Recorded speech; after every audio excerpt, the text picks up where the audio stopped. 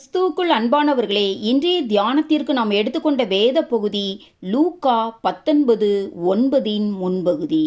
இயேசு அவனை நோக்கி, இன்றைக்கு இந்த வீட்டுக்கு இரட்சிப்பு வந்தது என்றார். இயேசு சகேயுவின் வீட்டிற்குள் பிரவேசித்த போது அவரை பின்பற்றிய ஜனங்கள் சந்தோஷப்படுவதற்கு பதிலாக முறுமுறுக்க ஆரம்பித்தார்கள்.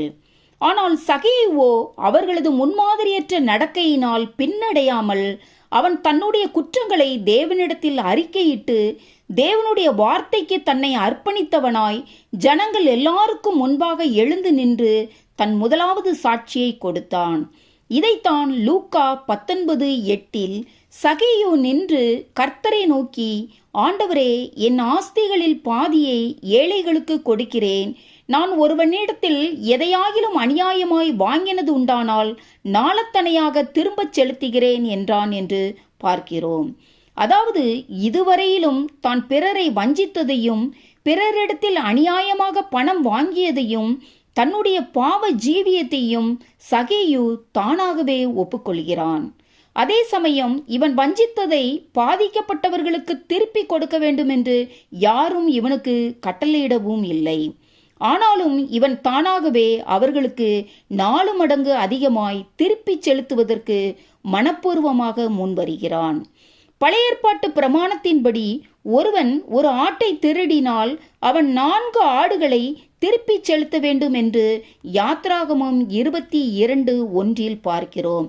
அதுபோல சகேயுவும் தான் தேவனிடத்தில் இருந்தோ மனிதனிடத்தில் இருந்தோ திருடிய எல்லாவற்றையும் நாளத்தனையாய் திரும்பச் செலுத்துகிறேன் என்று அறிவிக்கிறான்.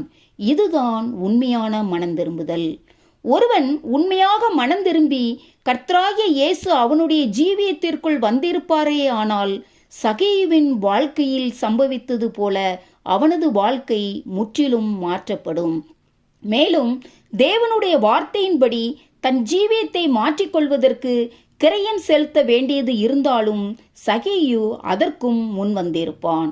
அப்போஸ்தலனாகிய பவுலும் கூட பிலிப்பியர் 3:7-8-11 எனக்கு லாபமாய் இருந்தவைகள் எவைகளோ அவைகளை கிறிஸ்துவுக்காக நஷ்டமென்று எண்ணினேன்.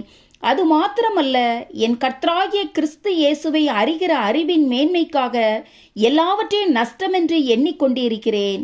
அவருக்காக எல்லாவற்றையும் நஷ்டமென்று விட்டேன், குப்பையுமாக எண்ணுகிறேன் என்று சொல்லுவதை பார்க்கிறோம்.